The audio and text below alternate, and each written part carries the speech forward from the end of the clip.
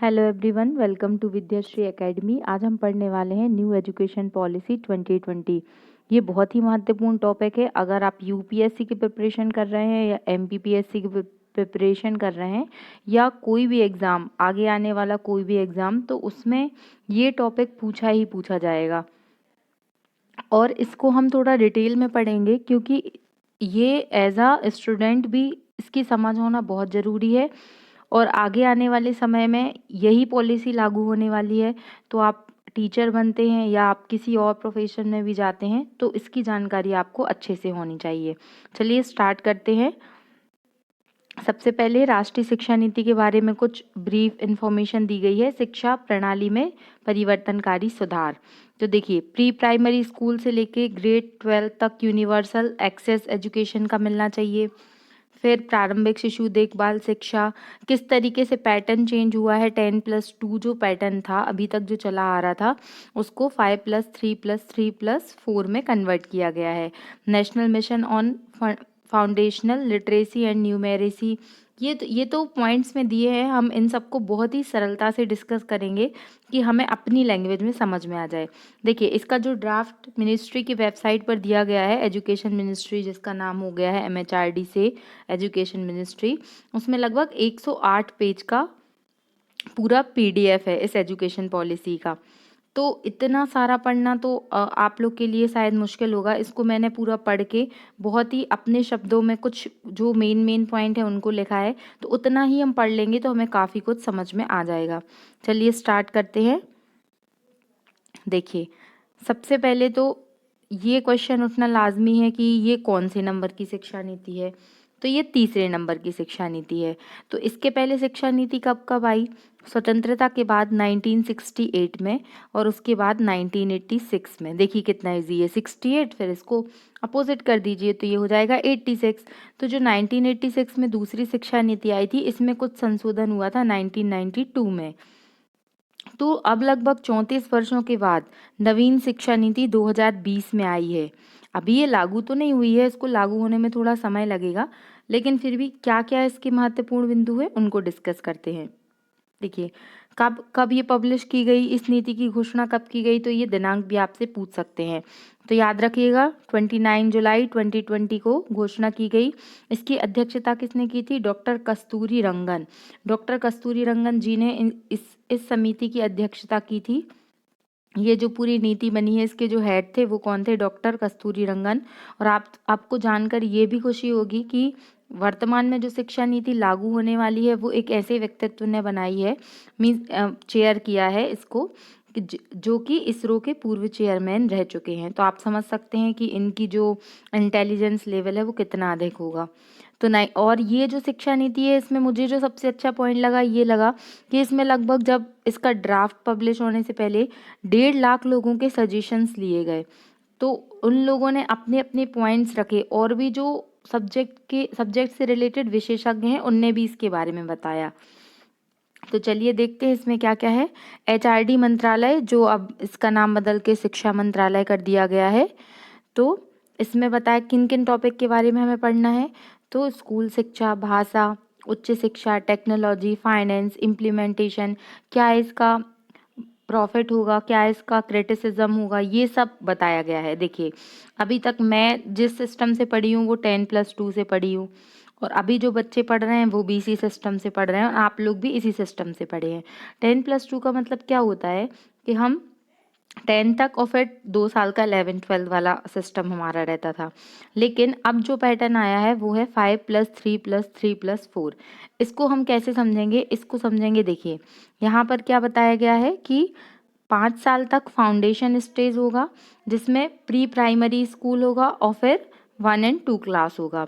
फिर दूसरा है प्रिपरेटरी स्टेज, इसमें 3 से 5 तक क्लास के बच्चे रहेंगे। फिर मिडिल स्कूल में 6 to 8 एंड सेकेंडरी स्टेज में 9 to 12। इसको और इजी तरीके से हम इस डायग्राम से समझते हैं। देखिए, पूरी पढ़ाई के ढांचे में होगा बदलाव। क्या क्या बदलाव होगा? सबसे पहले तो एक मिनट, देखिए यहाँ पर 10 वर्ष की उम्र तक हम 6 से 16 वर्ग तक के बच्चे थे और जो 11-12 मीन 16 से 18 वर्ष तक के बच्चे थे उनका 2 वर्ष का रहता था। ये पहले का पैटर्न है। लेकिन अब जो पैटर्न लागू होने वाला है उसमें क्या है कि जो फंडामेंटल स्टेज है उसमें क्या रहेगा, 3 वर्ष तक आंगनवाड़ी में, प्री स्कूल जो बालवाड़ी कहलाता है उसमें बच्चे रहेंगे, 3 से 6 साल तक के बच्चे। और 2 वर्ष तक जो क्लास 1 है और क्लास 2 है, 6 से 8 वर्ष तक के बच्चे रहेंगे। फिर जो प्रिपरेटरी स्टेज है इसमें क्या होगा, इसमें 3 वर्ष तक के बच्चे होंगे जो कि क्लास 3 से लेके क्लास 5 तक रहेंगे। फिर जो 3 वर्ष का और है उसमें मिडिल स्टेज आ जाएगा, जिसमें मैथ, साइंस, आर्ट, ह्यूमैनिटीज़ के एक्सपेरिमेंट्स बेस्ड लर्निंग सब्जेक्ट को इंक्लूड किया जाएगा। फिर जो 4th है सेकेंडरी स्टेज है, जिसमें multi disciplinary subject study, critical thinking, इन सब पर जोर दिया जाएगा। तो ये पैटर्न आपको समझ में आ गया कि कैसे कैसे इनका डिवीज़न है। तो आपको ऑब्जेक्टिव क्वेश्चन बना के ये पूछ सकते हैं। 5 + 3 + 3 + 4, जो पहले क्या था 10 + 2 था। ओके, फिर देखते हैं, ये तो हमने पढ़ लिया इतना। अब हम सभी जानते हैं कि हमारे यहाँ पे संवैधानिक प्रावधान में क्या बोला गया है कि 6 से 14 वर्ष तक के जो बालक हैं, बालक बालिकाएं हैं, उनको फ्री एंड कंपलसरी एजुकेशन दिया गया है। मीन्स निःशुल्क शिक्षा के बारे में बताया गया है। तो उसको अब बात की जा रही है कि 3 से 18 साल तक बढ़ाया जाएगा। अब ये तो समझ में आएगा कि कब बढ़ाया जाएगा। फिर यहाँ पर जो early childhood care and education programme है, उसका जो ECCE बोलते हैं इसको, इसका आलोचना में बोला गया है कि ये जो है वो आंगनवाड़ी कार्यकर्ताओं को दिया जाएगा। तो चूंकि उन लोगों के पास इतने इक्विपमेंट भी नहीं है और वो ट्रेंड भी नहीं है, तो ऐसा बोला गया है कि उनको ट्रेनिंग प्रोवाइड कराई जाएगी और उसके बाद वो बच्चों को पढ़ाएंगे। फिर 10 से 12 तक के बोर्ड एग्जाम, अगर आप 10th और 12th में हैं तो आपके अंदर जिज्ञासा होगी कि इसमें क्या चेंजेस होगा। तो 10th और 12th जैसे बोर्ड है वैसे ही बोर्ड रहेगा, लेकिन साल में इसके एग्ज़ाम 2 बार होंगे, ताकि अगर एक बार किसी बच्चे का रिजल्ट बिगड़ जाता है तो वो फिर से ट्राई कर सके। और क्या चेंजेस हुए हैं, तो इसमें जो विषय का हार्ड सेपरेशन होता था, जैसे हम लोग क्या 11th में आते सब्जेक्ट चूज़ करना पड़ता, आपके पास मैक्सिमम 4 ऑप्शन है, आप मैथ्स ले लीजिए, साइंस स्ट्रीम में चले जाइए, या कॉमर्स ले लीजिए, आर्ट ले लीजिए। लेकिन यदि मुझे मैथ्स के साथ पॉलिटिक्स अच्छा लगता है, या म्यूज़िक अच्छा लगता है, या ह्यूमैनिटी अच्छा लगता है, तो ऐसा कोई कॉम्बिनेशन का ऑप्शन नहीं था। यही होता है हार्ड सब्जेक्ट होना। लेकिन अब क्या है कि इस सेपरेशन को ख़त्म किया जाएगा। तो ये काफ़ी अच्छा और इनोवेटिव तरीका है। अब जो असेसमेंट है, जो मूल्यांकन है, उसको भी चेंज किया जाएगा। अब पीयर एंड टीचर तरीके से, जो पीयर्स हैं मतलब जो साथ में पढ़ने वाले बच्चे हैं वो भी, और जो हमारे शिक्षक हैं वो भी क्या करेंगे, हमारा मूल्यांकन करेंगे। एनालिटिकल थिंकिंग और कॉन्सेप्चुअल क्लियरिटी पर फोकस किया जाएगा। रटने के स्थान पर, जो रोट एजुकेशन है उसके स्थान पर अब आपका एनालिटिकल बिहेवियर कितना अच्छा है, आप कॉन्सेप्चुअली चीज़ों को कैसे समझ पाते हैं, कैसे डील कर पाते हैं, इस चीज़ पर जोर दिया जाएगा। ओके, फिर NCF, what is the full form of NCF, मतलब होता है नेशनल करिकुलम फ्रेमवर्क। तो जो नेशनल करिकुलम फ्रेमवर्क है वो 2005 या जो भी पुराना वाला है 2010 इसमें चेंजेस होते रहते हैं। तो ये क्या है 2021 पे नया फ्रेमवर्क आने वाला है। ओके, फिर इसमें बोला गया कि प्राथमिक स्तर पर, ये आपको याद रखना है, पेपर में यही पूछा जाएगा, प्राइमरी लेवल पर जो साक्षरता दर है उसको हमें 100% तक लेके जाना है। कब तक ये टारगेट अचीव करना है, 2025 तक। देखिए, इसमें 100% साक्षरता दर का मतलब क्या है कि मान लीजिए कोई भी चीज़ 100% है, तो उसमें से यदि 50% ही बच्चे स्कूल जा रहे हैं, तो जो साक्षरता दर होगा, मीन्स एनरोलमेंट रेशो होगा, वो कितना होगा, 50% होगा। GER का मतलब होता है ग्रॉस एनरोलमेंट रेशो। तो 2035 तक जो 11th और 12th है, तो 11th और 12th का जो रेशो अभी है, GER है, वो कितना है 56.5 है, जिसको हमको बढ़ा के कितना करना है, 100% करना है। कब तक का टारगेट है, 2035 तक का टारगेट है। और जो हायर एजुकेशन है, मीन्स जो बच्चे 12th के बाद ग्रेजुएशन या PG करते हैं, तो उनका जो रेशो अभी 26.3 है। 26.3 को हमें बढ़ा के 2035 तक कितना करना है, एटलीस्ट आधा करना है, मीन्स 50% करना है।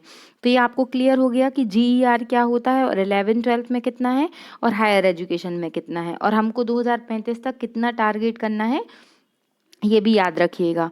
फिर जो दीक्षा पोर्टल है, दीक्षा पोर्टल का रिलेशन किससे है, तो ये स्टूडेंट्स के लिए नहीं, ये टीचर ट्रेनिंग प्रोग्राम के लिए है, क्योंकि जो न्यू एजुकेशन पॉलिसी है उसमें सेंटर को टीचर को भी रखा गया है, क्योंकि टीचर ही आपको ज्ञान देने वाला है। यदि टीचर आपको सही नॉलेज नहीं दे रहा है तो वो बच्चा भी वही गलत नॉलेज सीखेगा। ओके। फिर नेक्स्ट पॉइंट्स हैं भाषा। भाषा के बारे में क्या बताया गया, तो जो मातृभाषा है उसको प्राथमिकता दी गई है। अब देखिए यहाँ पर भी एक डिस्प्यूटेड पॉइंट आ जाता है कि जो शिक्षा है वो कॉन्करेंट लिस्ट मीन समवर्ती सूची का विषय है। अब समवर्ती सूची का विषय है तो इस पर स्टेट भी कानून बना सकता है और सेंट्रल भी कानून बना सकता है, तो फिर यहाँ पे विवाद उत्पन्न हो जाता है। फॉर एग्जाम्पल के तौर पर देखिए, अभी कुछ समय पहले आंध्र प्रदेश ने प्राइमरी स्तर पर अपनी भाषा क्या कर दी, कंपलसरी लैंग्वेज की इंग्लिश। अब अगर मातृभाषा को हम कंपलसरी करते हैं तो जो नॉर्थ वाले स्टेट है वहाँ पे तो हिंदी ठीक है, लेकिन साउथ वाले लोग इसका विरोध करते हैं। वो कहते हैं हमारे यहाँ पे हम इंग्लिश ही पढ़ाएंगे। तो ये थोड़ा सा विवादास्पद स्थिति है। यहाँ पर देखते हैं अब क्या सोल्यूशन निकलता है। फिर जो थ्री लैंग्वेज फार्मूला है, त्रिआयामी भाषा सूत्र, इसको लेकर भी कुछ मतलब ऐसी बातें आई कि नहीं, ये नहीं होना चाहिए।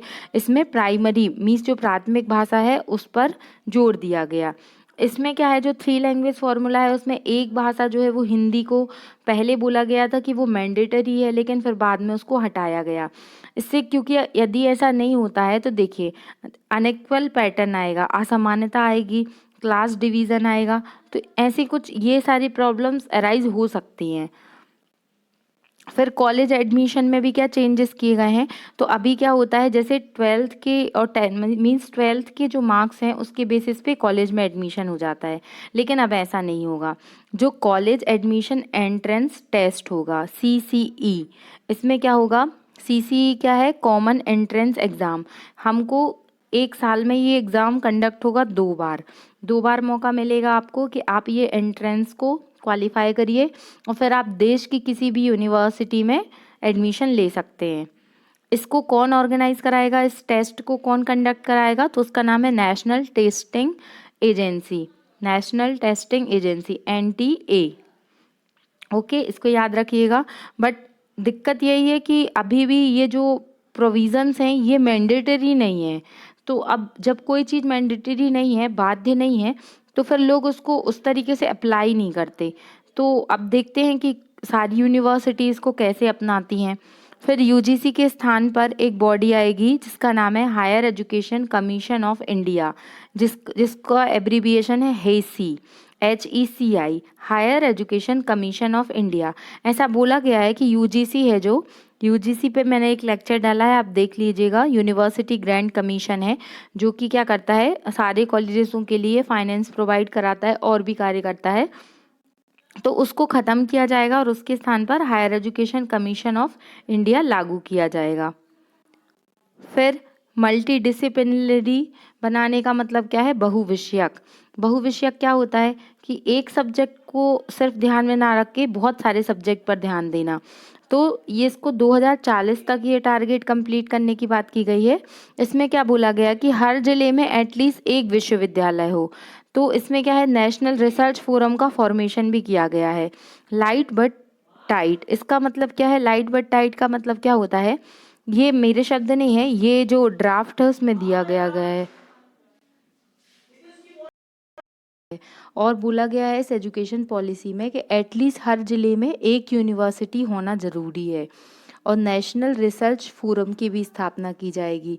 एक शब्द यहाँ पे कुछ बोला गया है कि लाइट बट टाइट, ये मेरे शब्द नहीं है, ये एजुकेशन पॉलिसी में बोला गया है कि एजुकेशन देखने में एकदम लाइट लगेगी, लेकिन इसके जो नियम कानून होंगे वो बहुत ही अधिक टाइट होंगे।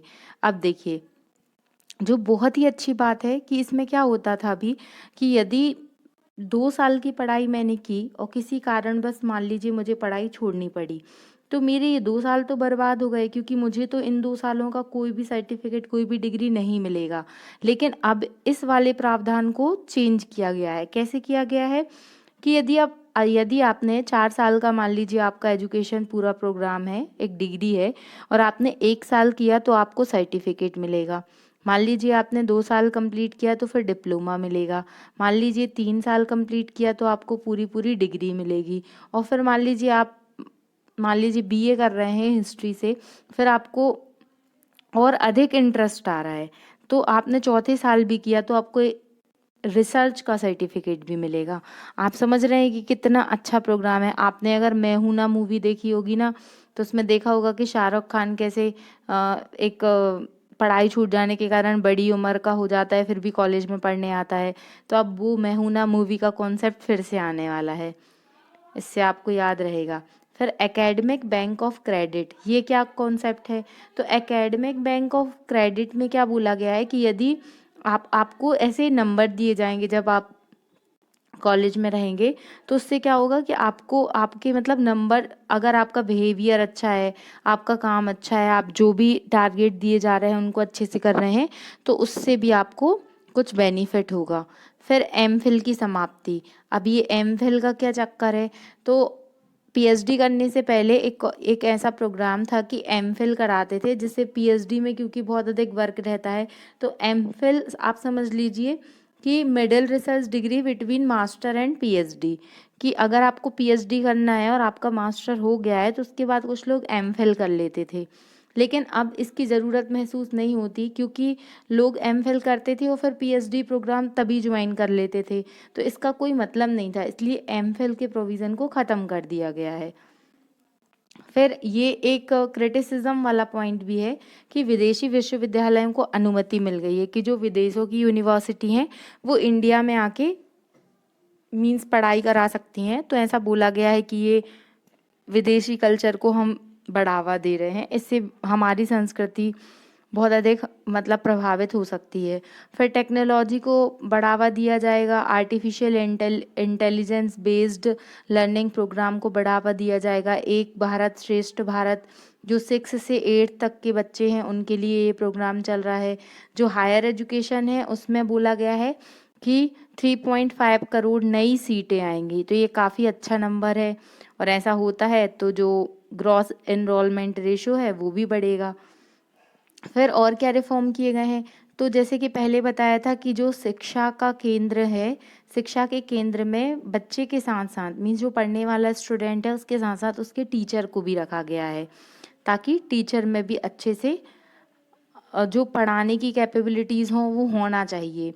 अब देखिए लाइव डेमोन्स्ट्रेशन, आपने आए दिन ऐसे न्यूज़पेपर में सुना होगा कि कोई बच्चा, जो कोई टीचर है वो गवर्नमेंट जॉब में है और बच्चों को पढ़ा रहे हैं, इंग्लिश के टीचर हैं और उनको प्रॉपर ABCD नहीं आ रही है या उनको इंग्लिश पढ़ते नहीं बन रही है, तो वो कैसे बच्चों को पढ़ाएंगे?